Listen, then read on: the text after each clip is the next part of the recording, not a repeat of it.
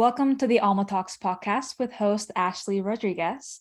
In this episode, we have guest Cindy, who's also known as the Orlando psychotherapist. Cindy has a private practice where she offers individual psychotherapy, relationship counseling, family counseling, life coaching, and ketamine assisted therapy, among a lot of other things. She also hosts networking meetup events for women entrepreneurs that are in the healing industry. And she's such an amazing person, a fountain of knowledge. And I'm super excited to have you on the podcast today. So without further ado, welcome, Cindy. I'm super excited to see you or to be here with you. And one thing I will say is all the things you just said are under reconstruction, but maybe we can talk about that as we go through. Yes, ma'am. So with that being said, the first question that I have for you is, you have been recently interested in learning a lot about family constellations. So what sparked the interest? What is family constellations? Yeah.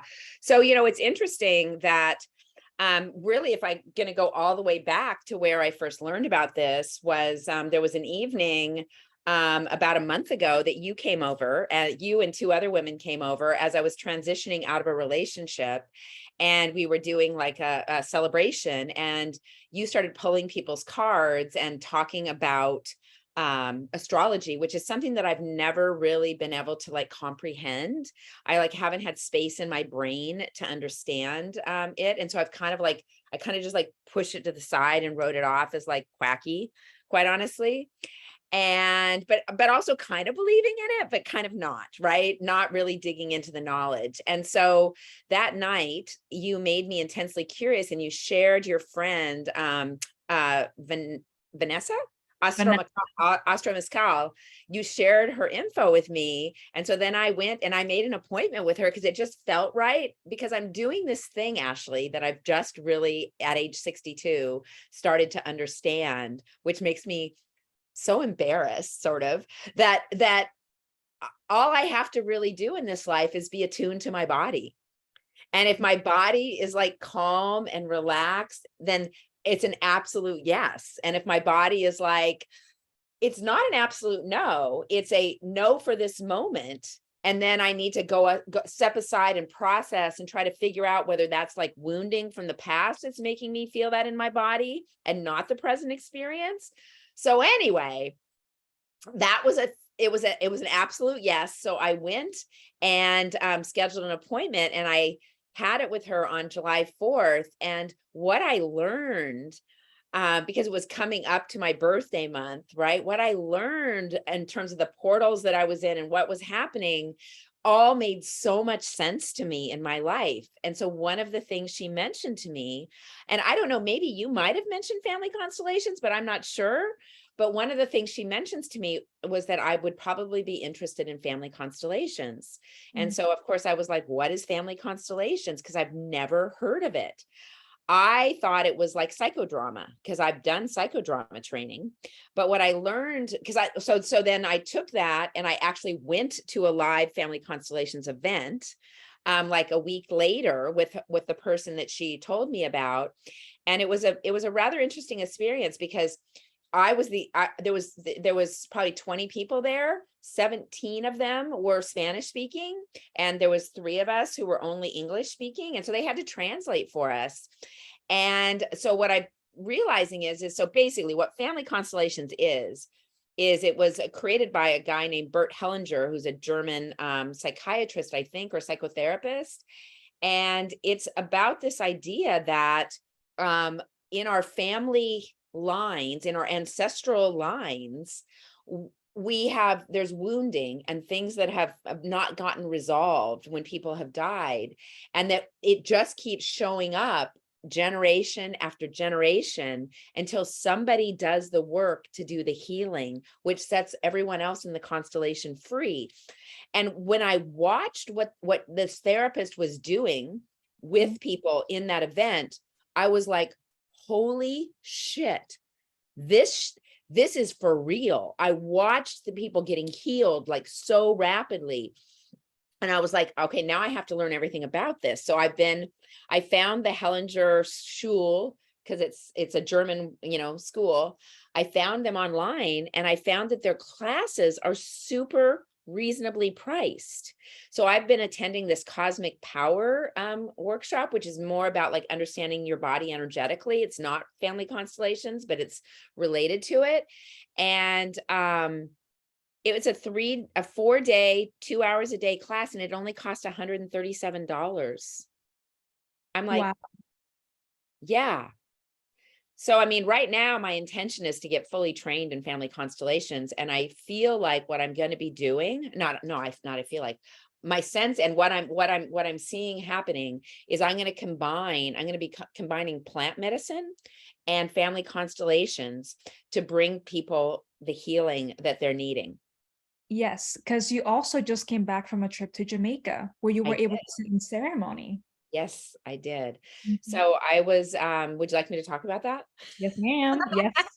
So actually, could I give a little bit of background? Could I go backwards first? Yeah. So I've been a psychotherapist for 20 years. I went to graduate school when I was 39, and I completed graduate school when I was 41. I started my business when I was about 43. Wait, And actually, let me ask you. So you started your training and your education to become a mental health counselor at 39. So 39. where were you at before you were 39 and what made you change your career? That's a good question. So, okay, so this is gonna be a deep dive, right? So I'm gonna have to give you a lot of context. So I grew up in a family. My parents are both firstborn children. I'm the firstborn of them. They grew up, my mom has a high school education. My dad has a college education, but like that he got through like doing night school kind of stuff as we were growing up.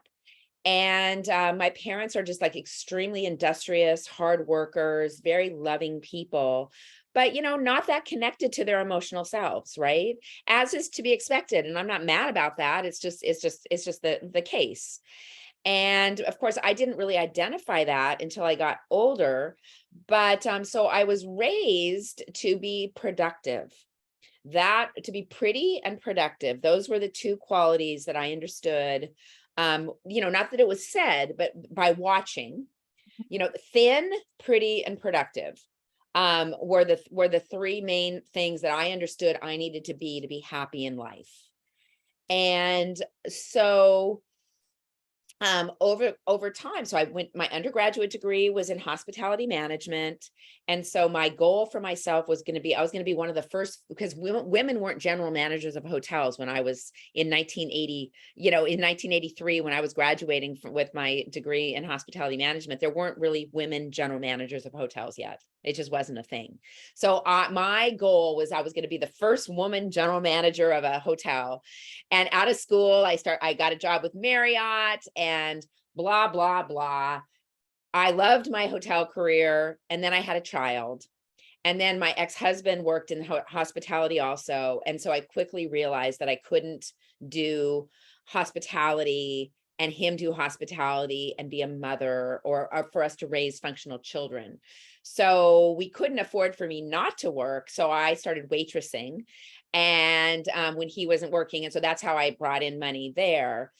Fast forward, he became much more successful. His career took off. I was like a stay-at-home mom for a lot of years. But as a stay-at-home mom, I was like the PTA president. Ran my kids' private school auction. I was that mom, right? I was that mom. And I was also did women's groups in the church. At that time, I was Catholic, and I ran a ministry called the Ministry of Mothers Sharing. And it was a ministry for mothers to make sure that they stayed connected to themselves. I didn't make it up. I went to a training about it, and found that it really called to me. So I did that for several, groups of women, and that really worked for me, like helping women open up and talk. But I really didn't understand anything about emotion and mental health yet. And then probably the next thing that happened was then I got a job. I got a big job. And this is a little out of order, but I got a big job. And so here my kids at that point were like 5 and 7. And I had this job where I was traveling all over the country and setting up these like offices. And I was the only one who had the information and the knowledge for how to do this. And so what ended up happening was I had a complete nervous breakdown. I mean, that's like just the bottom line. I became non-functional, like almost overnight. I became overwhelmed in my life and I didn't understand why. But I had a brother who had a history of bipolar disorder. At that point, none of it, we all were looking pretty functional, except for my brother who was diagnosed with bipolar disorder. So the interesting thing is that my brother killed himself on February 14th. And I believe my memory of it was that the same day that I was diagnosed with depression was the day that he killed himself. It might not be exactly that, but it was very closely linked. So I was diagnosed with depression. At that point, I was like 32, 33. I was relieved to be diagnosed with depression because it was like, at least there's something. And so what did I do? I took the medicine. Like did I go to therapy? No, because that's not what we were directed to do. It was like, here, just take this pill, you'll be better. So I started taking medication at that point. And then the next thing that happened was that I had a couple more breakdowns because I kept being productive. So that's when I became the PTA president and so I would take on all these responsibilities and I would be killing it with these responsibilities. And then all of a sudden I would become so overwhelmed that I couldn't even function. And so I was like, well, clearly I'm mentally ill. So I guess I just need to stay on these medications forever. And I really thought that I was just broken and that I just needed to surrender to that. And so what does that have to do with me going to graduate school? I actually don't know, because when I went to graduate school, I really had never gone to therapy. How about that? I had never had my own therapy, and the program that I was in didn't require us to go to therapy. So I graduated and started seeing clients without ever having been in therapy myself. And the reason that I chose to go to graduate school for mental health, because I looked back over my life and the different jobs I'd had, and the jobs that really had resonated with me were the jobs that were about helping people connect with their most authentic self. I was good at being able to see other people's gifts and skills and helping them highlight that. So that's why I chose to go to graduate school for mental health. Nobody in my family had ever been to therapy. Even my brother who killed himself had never been to therapy. He'd been hospitalized, but had never been to therapy. And anyway, so I don't know, that was a really lot of information to answer your question. And I don't know, does that help? Yes, of course. It gives us the insight as to what you went through that eventually got you to becoming a mental health counselor. Because even though you didn't go to therapy, you did understand mental health to an extent, consciously and subconsciously. Yeah. Yeah. Sort of. Yeah, sort of. But I really realized that it's only within the last like 5 or 6 years that I fully understood all of it. But that's because what we understand now about mental health and what we understood when I was in graduate school are two completely different things, because what I understood was what was being taught. That there are people who are born with these pre-existing conditions, and that, you know, if you're born with one of these pre-existing conditions and you have a family history of mental illness, then you know what? You just didn't hit the lottery in that area. You might have hit the lottery, and you just have to resign yourself to the fact that you're broken, and you should take the medicine and go to therapy to try to like figure out how to cope, but you're just going to be up and down for the rest of your life. I really believe that was my lot in life until maybe 2 years ago. Maybe 2 years ago. Yeah. Yeah.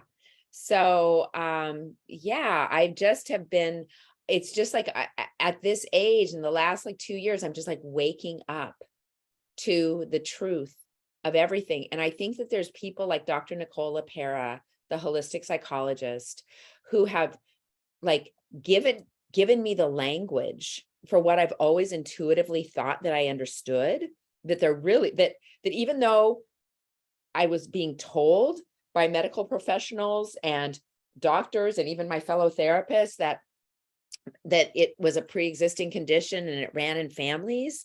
But intuitively, I really was feeling like it really wasn't that. It really was that families didn't teach their children how to deal with difficult emotion. And so children then went out into adult life where they had to start dealing with difficult emotion, didn't have the tools, didn't understand how to understand themselves. And so they would just start to, like, malfunction in their adult life. And now that I understand nervous system, I fully get that it's really primarily just that our nervous systems get out of whack, and we have to do inner work and work with our bodies to bring us back into the present moment when we're feeling upset or triggered or lethargic or whatever it is, right? Whether it's a high or a low or a medium, there's things we can do to manipulate our bodies that will help us, feel ourselves. So. And that's also pretty closely related, the theory, to family constellations. So it's Yeah. like, no wonder why you're just naturally guided to family Yeah. constellations. Yeah. And it's also interesting because it feels like everything's coming together for me, like right now. Like I am so effective now as a therapist compared to what I was before. I feel like so confident in my ability to help people who want to be helped. And I think before I was kind of shooting in the dark. And because I have this like upbeat, cheerful, motivational personality, I think for a lot of people, they did get better before I was better because I'm a good cheerleader. But that's not really what therapy is. It's not cheerleading. It's like connecting you with yourself. And so I probably think that the first 10 years of my career was a lot of cheerleading.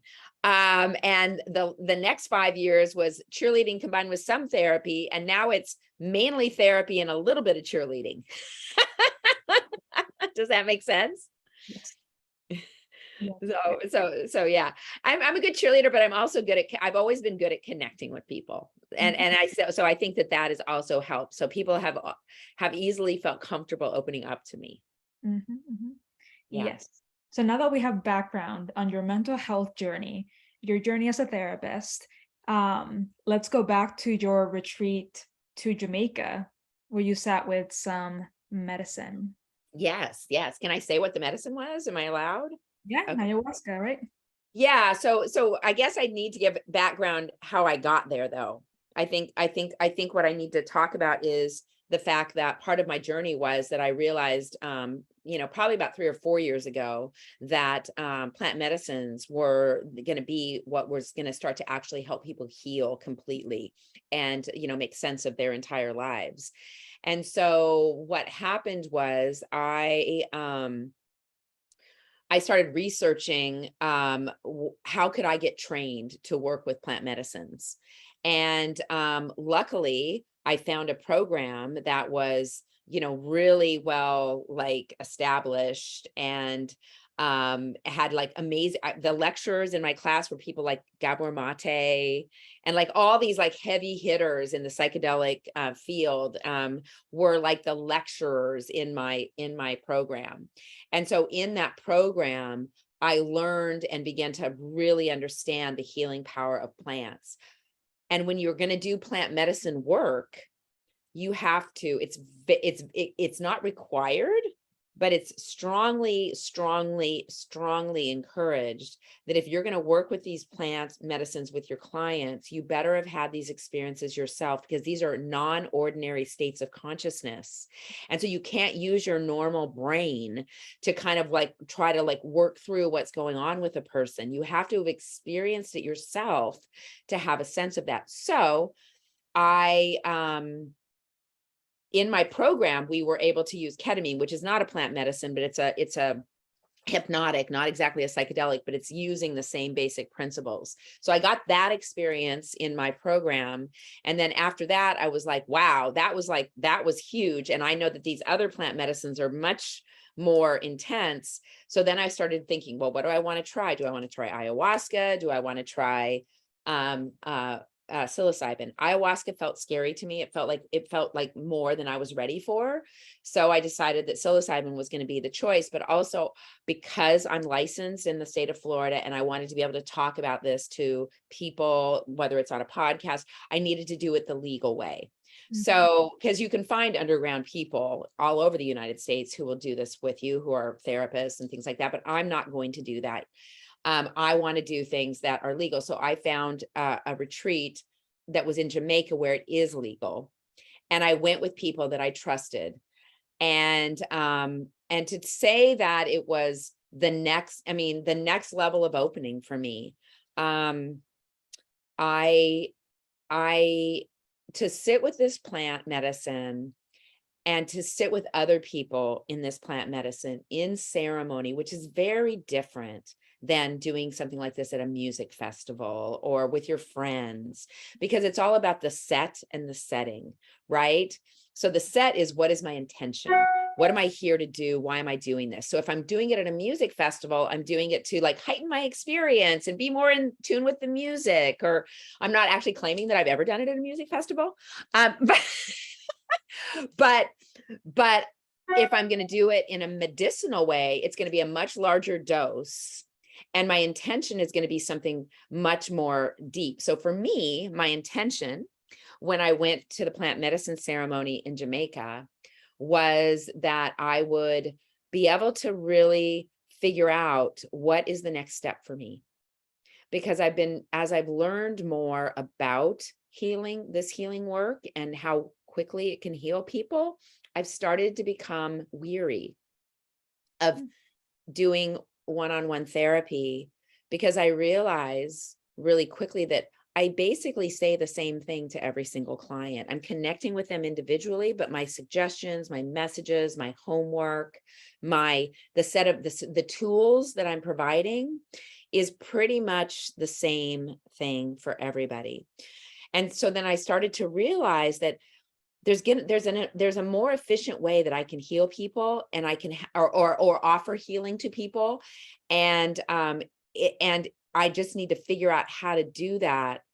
And so I got my answer, right? I got my answer for how I'm going to start to work with medicine in a different way, and maybe not even with medicine, maybe with breath, but how I'm going to work with healing in a different way. And that's going to start to be implemented over the next, not for another 2 or 3 months, because I have a huge caseload of clients.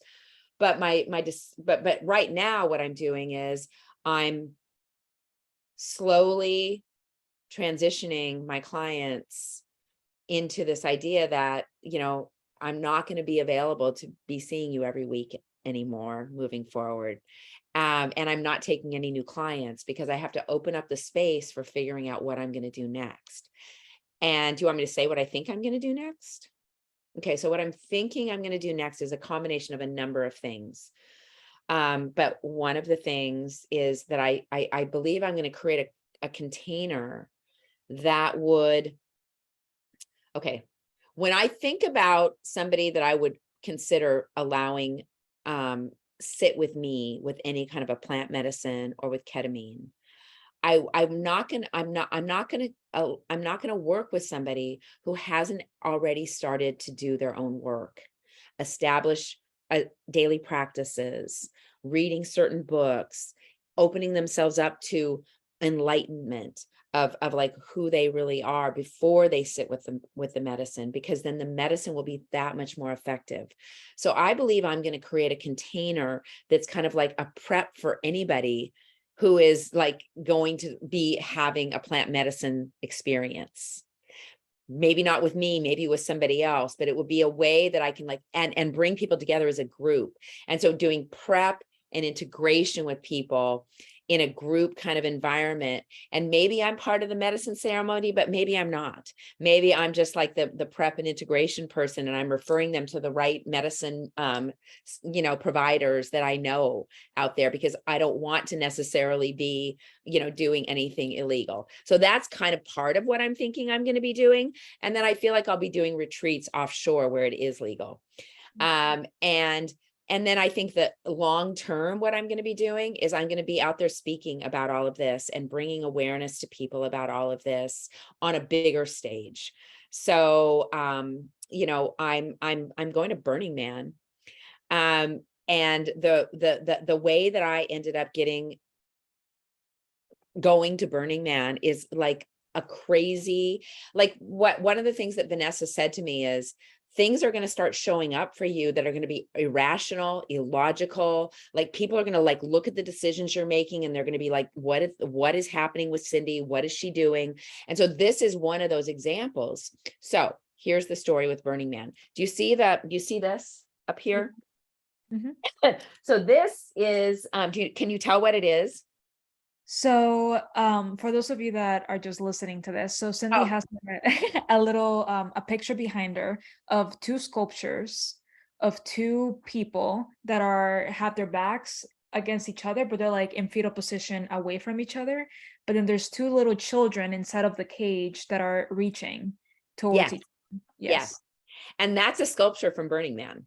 Mm. That I don't know where I saw it, but I ran across it many years ago because it was in my office before I closed my office like 3 years ago. So, and I bought two of them because I loved it so much. I had one in my house and one in my office because it said everything to me. And I pull this off the wall all the time when I'm working with couples and I show it to them and I talk them through it. And the visual of that really helps people. Yes. So I knew a little bit about Burning Man from that. And then the other place I knew about Burning Man is that my niece, Erin, has been going to Burning Man for years. I mean, I think she's gone 3 or 4 years. And she's like in her early 40s, or maybe she just turned 40, and a young mom.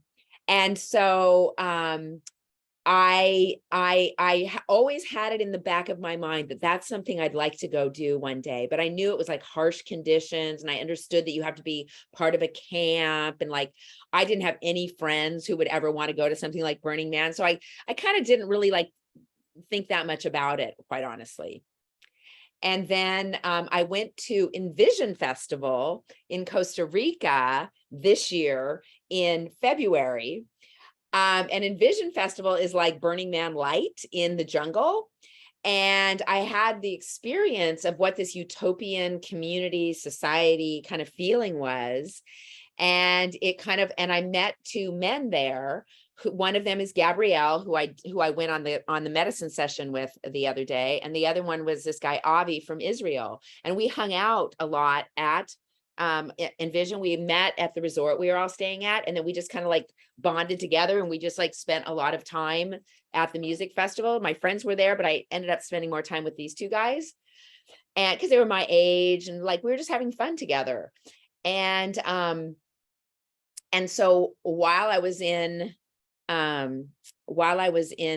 Jamaica, Gabrielle reminded me that he and Avi were going to Burning Man. And I was like, oh, that's so cool. You guys have fun. And then Avi had texted me a happy birthday. And so when I got back from the retreat, I text Avi and I was like, hey, Avi, blah, blah, blah. We're just like, I was telling him how great the retreat was and praising his friend, Gabrielle. And I said, have fun at Burning Man. And then the next morning I got up and I looked at my text and he had said, why don't you come? And I was like, why don't I come?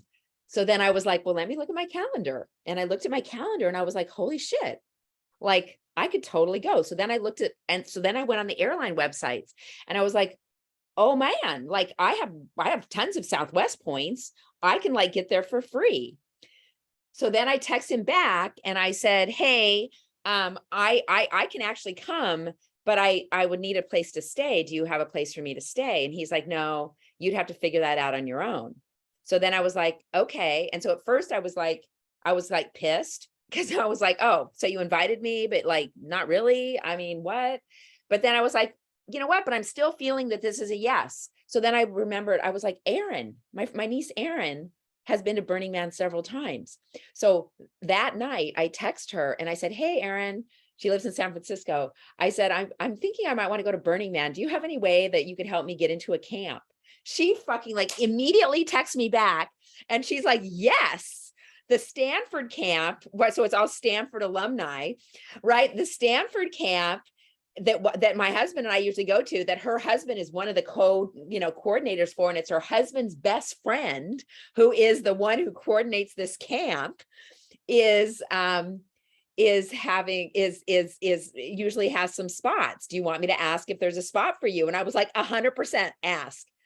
So what ends up ensuing over the next couple of days is they can definitely get me in the camp, but they're not sure if they have a ticket. So then I go back to Gabrielle and I was like, Gabrielle, or to Avi, do you have a ticket for me? He's like, I have a ticket, but it's like $1,500. So I go back to Aaron. I was like, he says he has a ticket, but it's $1,500. She's like, no, you're not going to spend $1,500. She's like, will you go early and help set up and volunteer? I'm like, absolutely. So anyway, long story short, I'm going to Burning Man, but here's where it gets even crazier. The camp this year is changing their focus, and part of their focus is mental health and community building. And so I'm going to go there. I mean, everybody who goes and stays in these camps, I think, speaks and does different. So I'm going to speak to this camp. Oh my God, yes. I'm going to speak at this camp. And so I've been thinking more about it. And the more I understand about Burning Man, I'm going to be doing so much more than that. In the camp, I'm going to teach the Tibetan rites every morning. I'm going to teach yoga, because if there's not another yoga teacher in the camp, I can teach yoga because I'm a yoga teacher. And so I'm like realizing, like, oh my God, there's so many things that I can bring to this, but also I can learn so much from all these other people and the environment. And then I looked up the father of the guy who started the camp, and he's like a guy around my age who's written a book about, and so I just was like, oh my gosh, like, this is crazy. So in the end, I'm getting, I still have to pay for my ticket, but I'm only paying the regular price, which is $500. And then the camp dues, it's like when you go to Burning Man, it's like, so the camp includes electricity, food, like all the infrastructure. So the camp dues is like $600. So for $1,100, I get to go to Burning Man and have this like magical, magnificent experience that is going to be one more level of life changing. And it's just like that sense of like, this is my main message to everybody right now, is get attuned to your body, and you will know whether something is a yes or a no. Are you familiar with Michael Singer? No, actually, I don't think so. Okay, so Michael Singer is the author of a book called The Untethered Soul. He, on the day of my wedding, someone that I haven't seen in a minute, he's like a family friend, he recommended that book to me. Okay, so that book, it's one of those books that it was first given to me like in 2018, and everyone was raving about it, and I picked it up, and it tells you so much about the awakening and how it happens in layers. Because at that moment when I read that book, it didn't resonate with me. It was over my head, basically, is what it was, because I was very much in my head. I hadn't embodied yet, right? That's the thing. And so then I reread it about maybe 2 years ago, and I was like, what the hell? This is like everything. And then then there was a journal that I've done the entire Untethered Soul journal 2 times through. And I've been to see Michael Singer live twice. And I most recently went to see him last week, the weekend after my birth. No, so my birthday, no, on the 16th, my birthday was the 14th. I went to see him on the 16th. And so Michael Singer is a spiritual teacher who has an amazing story, which I don't have time to tell you, but the bottom line is he's in Gainesville. He has the Temple of the Universe. You should look it up. The Temple of the Universe is in Gainesville, and he speaks there every Sunday morning at 9:30 a.m. This super famous New York Times award-winning bookseller. He's been on Oprah. He's like been on all kinds of like all the famous, people. He's in Gainesville, and we can go see him any Sunday that we want to. And he also does Dharma talks on, I think, Tuesday nights and Thursday nights, where you can ask him questions. Oh, wow. It's all the way in Gainesville, so I haven't gone to one of the Dharma, or it's past, it's like 2 hours from here, but we have to go. we have to go because so I went on the anyway, everything that he was talking about. I don't know if you remember the night that we did were you there the night that I did the breath work on July 1st? No, I don't think I was Okay. there. So on July 1st and July 2nd, I went to 2 really intense breathwork ceremonies. On July 1st was the night that I had the awareness that what I'm really needing to do is open up my throat and start. And that's where I made the commitment. Yeah, you were there. That's where I made the commitment to going live every day in July. That was born from. And okay, I can't remember what my point was here. I lost track of my thought. I'm sorry. Oh no, it's not your fault. We're talking about the Temple of the Universe, Michael Singer, how he has Dharma talks on Tuesdays in Gainesville. And then you talked about having intense breath works in one of them. Maybe like and making the decision. Oh, yes. Okay. I got it. So I had this mantra that came down to me in that breath work. And I can't remember now whether it was that night or the next night that the mantra came down to me. But the mantra that came down to me was connect, ease, flow, let it go. And so that those 4 statements have sort of become my mantra for my life. And so when I say connect, what I mean, in the first thing we have to do in any situation in life, we have to connect with ourselves, connect with the other person, connect with nature, connect with our body, connect to universal energy. Before we can make any move, any decision, do anything, we have to first connect. And then once we're connected, we can notice if something feels ease. So that's the next word. So it's connect, ease. We can tell, do we feel at ease with this or not? And if we feel at ease with it, then we should bring it in. And then we can let it flow, right? Flow through us. And then we can just let it go, right? Like, because the idea is that we're not trying to hold on to anything. We're not trying to hold on to experiences. We're not trying to hold on to feelings. We're not trying to hold on to good. We're not trying to get rid of bad. We're just trying to flow through life and understand that it's all about being present to your experience and managing your emotional reaction to things. And so if any time you connect, you feel ease in bringing something in, you can let it flow and release it. That's the ultimate way to live. And so that mantra came to me on the 2nd. When I went to see Michael Singer on the 16th, I took furious notes while he was talking. And I went back to those notes the other day.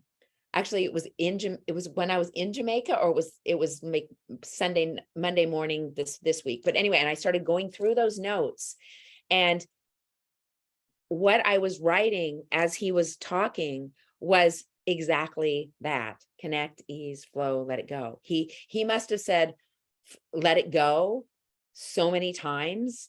He must have said, you must be connected so many times. He must have said the word ease. And it's all coming together. And it's just all making sense. But as far as integration is concerned, right? So the integration of all is that, and what is helpful for me as a healer is I have these awarenesses, but it gets deeply integrated in me because I talk about it every day over and over. And so so I realized that I am lucky that I get to talk to people about their lives and that I can use my experience, not as this is the way to do it, but this is something that worked for me. It might make sense to you. Try it on, right? And so, yeah.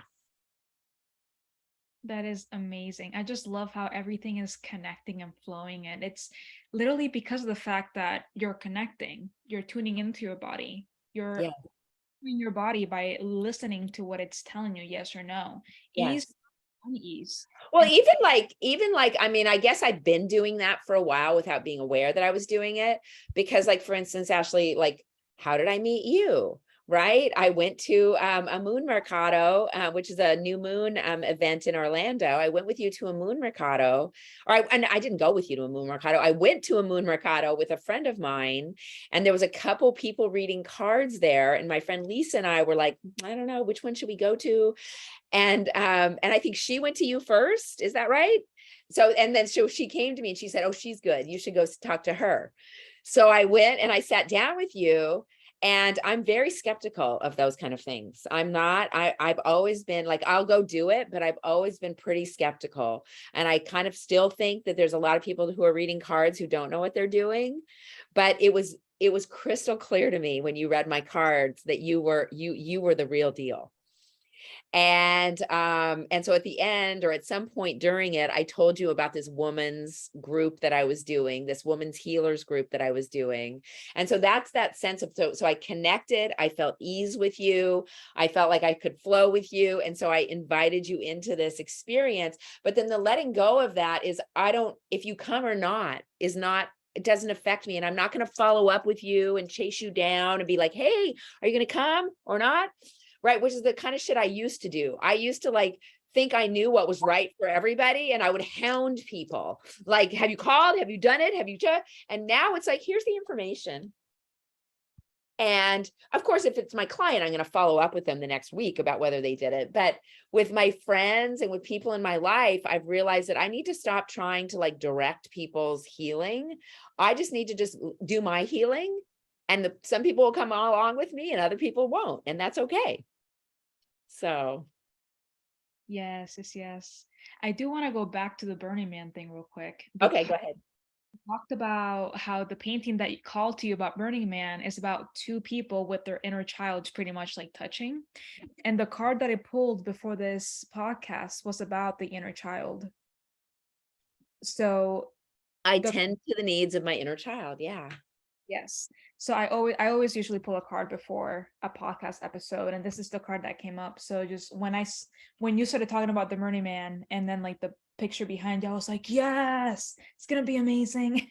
Yeah, and the whole inner child thing, right, is like it's such an interesting thing because I had a good childhood, right? My parents are pretty. I don't have like childhood trauma. I do have like not feeling seen by my parents, not feeling understood by my parents. But my parents loved me and they do still love me. They love me fiercely, like sometimes too fiercely. Sometimes so fiercely that I'm 62 years old. And on my birthday, when I posted on my story that I was going to go to, I was having a pre-party and then I was going to go to this like dance experience. And then I was going to have an after party. I got a text from my mom saying, I'm really worried. You're doing too many things on your birthday, blah, blah, blah. And there was a time in my life where the wounded child in me would have seen that as like such an insult. Like, what? Like, why are you worried about me? Can't you see I'm fine? But what I realize is my parents have lost 2 children. I'm their only living child. And I've had my own mental health issues. And me doing a lot has sometimes resulted in me having a crash. So of course my mom is monitoring me. That's love. That's not her criticizing me. And so I'm able to like respond to her in such a different way now. There would have been a time I would have replied, a time only like 2 or 3 years ago that I would have responded to that. Jesus, mom, like, I'm just trying to have a fun birthday. Like, God, leave me alone. And now I replied, thank you, mom. I'm so glad that you love me and are always looking out for me. I really appreciate that. I'm okay. Mm-hmm. And it makes me kind of weepy, but for years, I wondered, like, why do I have this like depression that's like bipolar kind of behavior? Because I had a good childhood and I don't have any real trauma. And I realize now it's because my parents they love me fiercely. But when I look back, like this Barbie movie thing that's going on, guess what I did with my Barbies? My Barbies, like I cut their hair, I made clothes for them that were more stylish. My Barbies were divas. And like, I'm like, oh, like, and I was into acting and like so a lot of these things that really I was passionate about when I was a kid, well, that's really who I am. But at some point, I don't know that they tried to shut that down. I really don't know that they did, but maybe I got uncomfortable with myself. But I just kind of like went in more internal and went with being more smart. Being smart became more my thing than being like showy. And so it's just like all so interesting. But I know that what happens for me every time I feel expanded is that I immediately have to ask myself now, okay, am I in a stable emotional place? Am I like, am I sleeping? Am I eating? Am I going too hard? Am I allowing myself space? Because if I'm not doing that, then I probably am in a bit of a mania, but not in a mental illness term, just in terms of like, if you keep going at that pace, Cindy, you're going to crash. And so I'm always like monitoring myself, but in a loving way, like, okay, I do feel very expanded right now. So I need to make sure that I'm not going out too much, that I'm like staying home more, that I'm like sitting with friends, that I'm eating like the soup that I was eating when we first got on. Grounding. I need to make sure I'm doing a lot of grounding things when I'm feeling expanded. And these are things I didn't understand at all before. Did I answer your question? Yeah, yes. Talking about the inner child, and that brings up to something that I've been thinking about lately regarding inner child wounds, and things of that nature, the things that we go through that we're healing. Like, it's just, I always thought that the wounds that you experience or the things that you have to heal are not necessarily things that happen because your parents did it. It's something that was already within you in a way. Cause it's Well, like, right, which is what we're trying to understand from family constellations, right? yes, because it's like I have two sisters, and all three of us were raised by the same two parents. And sure, yeah, they interacted with us three differently, but their core personality, their core character, the three of us understand. And yet the three of us are different. We have different personalities, we have different triggers, we have different wounds that we're trying to heal with the same two parents. So like, Yeah. with the family constellations thing, that also brings up this idea to me that I've just been thinking and like, figuring out, like, I don't think that the wounds that we have are solely because of other people's actions. I think those are seeds that are already planted within our heart that we're here to heal Yeah. through lineage and the family Yeah. constellation. Yeah. Yeah. Yeah. Yeah. Definitely. Definitely.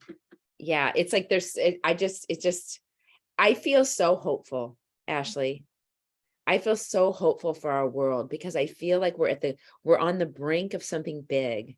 I think we're on the brink, and I think people like Mel Robbins and Dr. Nicole LaPera and like Andrew Huberman and like Tim Ferriss, like all these people are out there on the national stage in elevated places, and they're all talking about plant medicine and nervous system regulation and all these things, because the truth is that while America is a great country, I'm very proud and happy to be American, but our value system has gotten off course.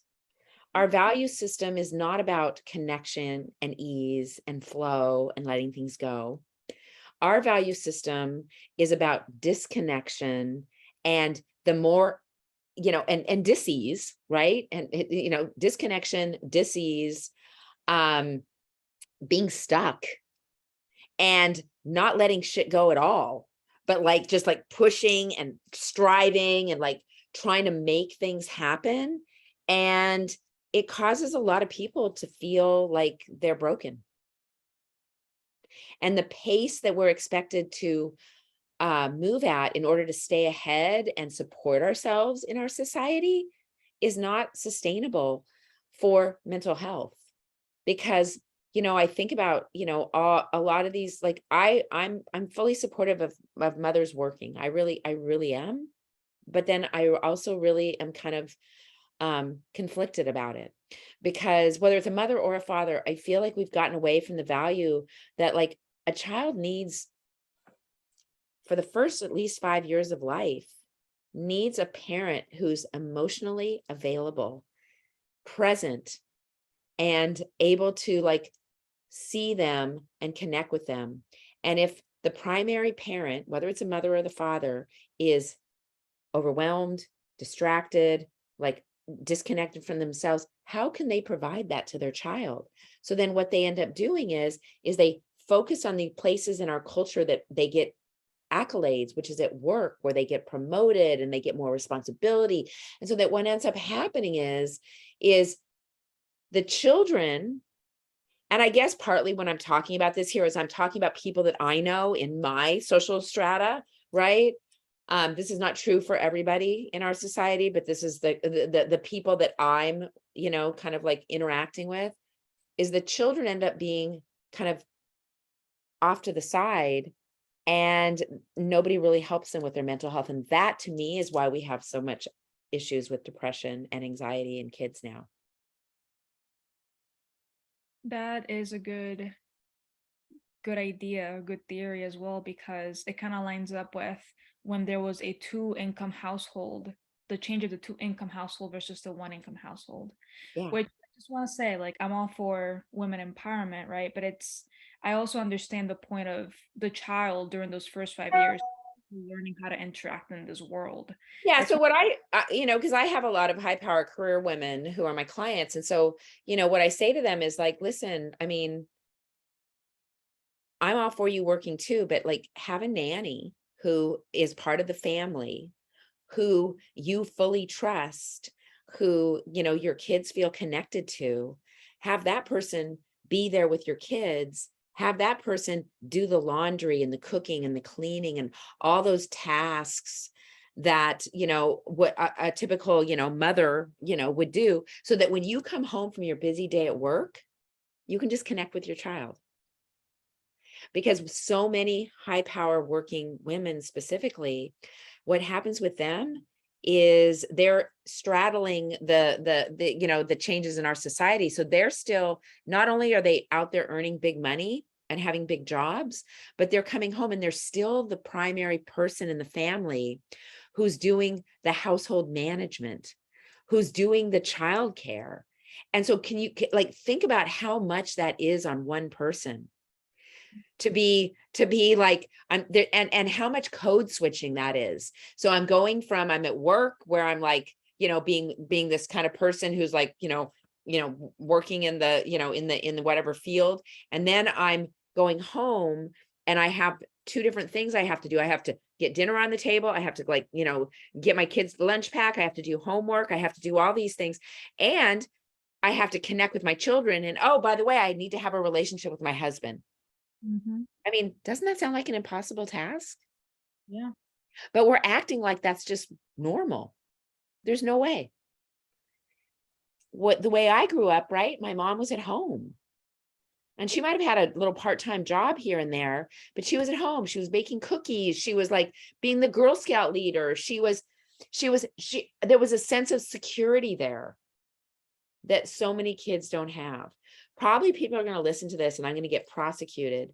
Um, or persecuted, but that's okay because this is what I believe.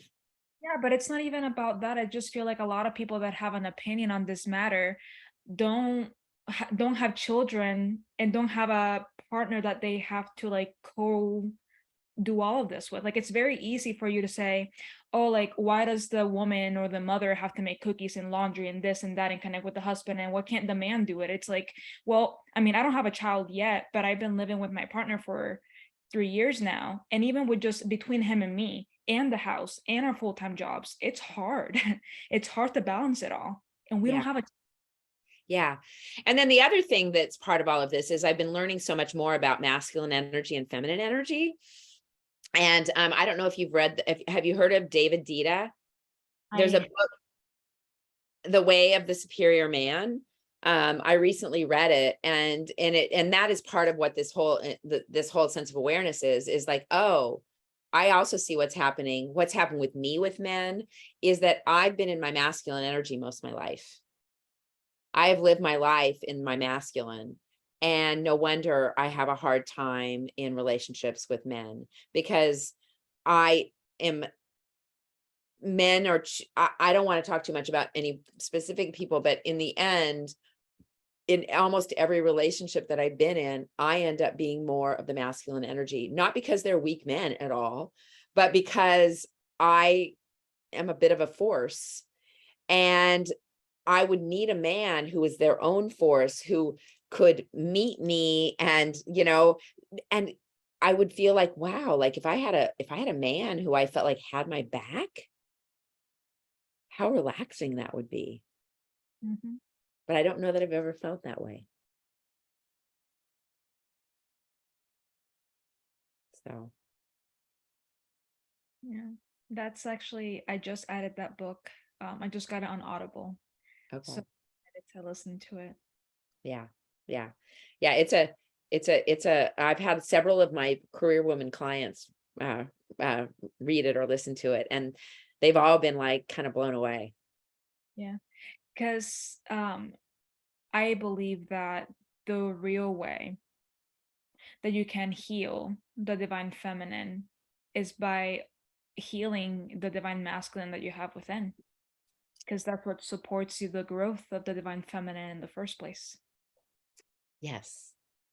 So the thing that I took away from that book was this idea that the divine feminine that is a force for love, Mhm. and the divine masculine is a force for stability, and that the divine feminine, because they're a force for love, are emotional, and they're going to be overly emotional sometimes, and that's part of the beauty, because that force for love has emotion attached to it, and the divine masculine, who is in his divine masculine energy, can look at the woman who's in her emotion and be like, oh, that's my woman who's like trying to drive love forward. So yes, she's raising her voice at me right now, but that's because she's passionate about something and I dropped the ball on it, and she's not trying to beat me up and make me feel bad.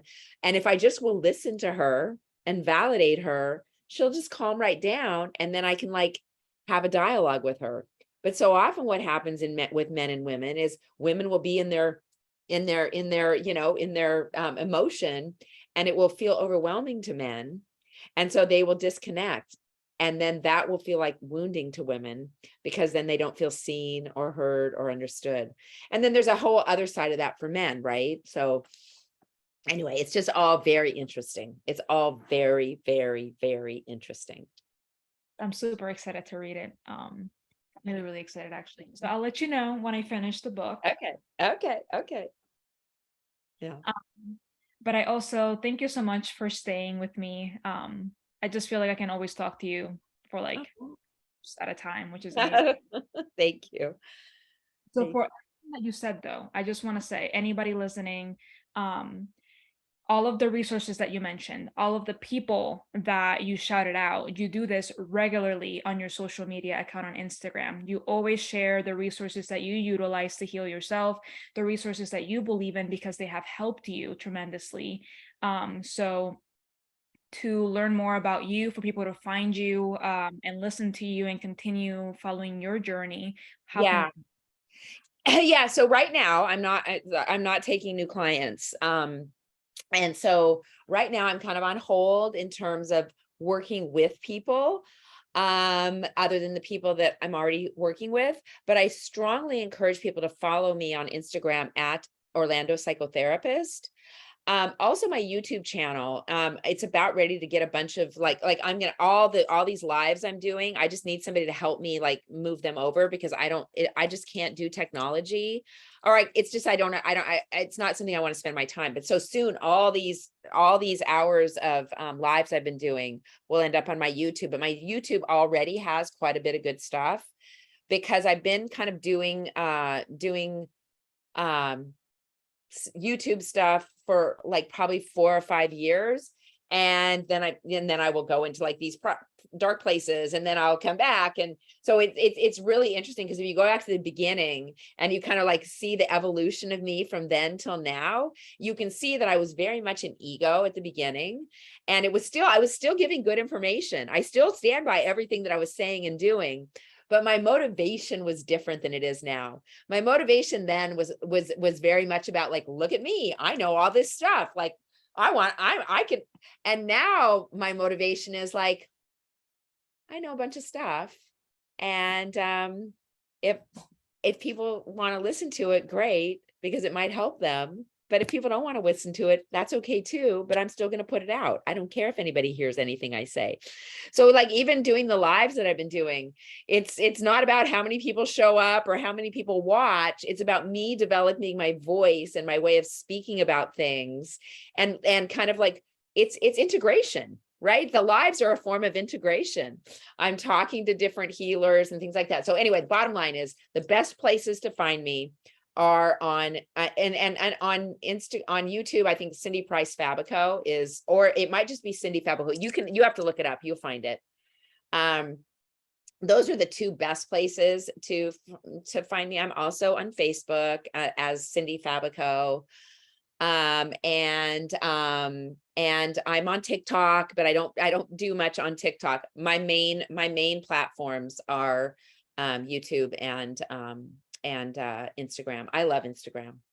I think it's just a really beautiful place. And so, yeah, so what I do on Instagram, for everybody who hasn't, followed me, why I think you should follow me is because what I'm doing is I'm sharing simple tips about how to be in a good mental health space. And then I'm sharing other healers' information because I'm a connector. My thing is like meeting different people and being able to bring the right people together for the ultimate healing. And I love to help other healers succeed because in my ideal utopian world, everybody who's offering medicine work or healing work or connecting work would feel abundant in their lives in terms of the energy exchanges that they're receiving. And so whether that's bartering or whether that's actual money that's being exchanged, it doesn't really matter to me. I want people who are offering healing not to just be scraping by and having to work another job plus their healing job. I want it to be the place that they can just reside because it will just make them that much better of a healer. Like for me, as I'm like transitioning out of seeing clients, all I can think about is how much more I'm going to be able to learn. Right. And, Ashley, I'm going to share with you one of the things that I actually think is going to happen. I think I'm going to end up like doing my PhD and doing research at a big university about all these things I'm talking about. And there will be a book, right? I've been feeling it for a while. I used to say like, oh, anybody who does my work, who goes and gets a PhD is just doing it to like be able to be called a doctor. And now I realize, oh no, it's because I want to do clinical research on the theories that I'm coming up with so that I can advance the healing, the healing world. And because we like things that are clinically validated, which makes sense to me, I maybe want to be part of that. I want to be part of like helping move this field forward, because we are in a absolute phoenix rising moment right now with the plant medicines coming on board, with the understanding about the nervous system, we're just like in a whole new stratosphere. Yes, we really are. And I'm really excited because there's a lot of science that's backing all of this. Yeah. Yes. Because I believe in science. Science and spirituality just keep merging closer together. That's exactly the science and the spirituality merging together. Exactly. That's a whole little loophole right there. But anyways, thank you so much for your time in this podcast, for your networking abilities, for your natural talent to connect with people, to connect people in general, and to share all the knowledge that you've had, so thank you so much for being on the podcast today. You're welcome. Thank you. When you sign off, will you stay on with me for a second? Yes, ma'am. So with that being said, thank you to everybody else that was here listening. What was that? With that being said, I have to flip my hair. Anyways, if you want to see me flip my hair, go to YouTube. But thank you for everybody that was listening. So whether this caught you in the morning, in the afternoon, in the evening, I hope you have a great rest of your day. Until next time, deuces.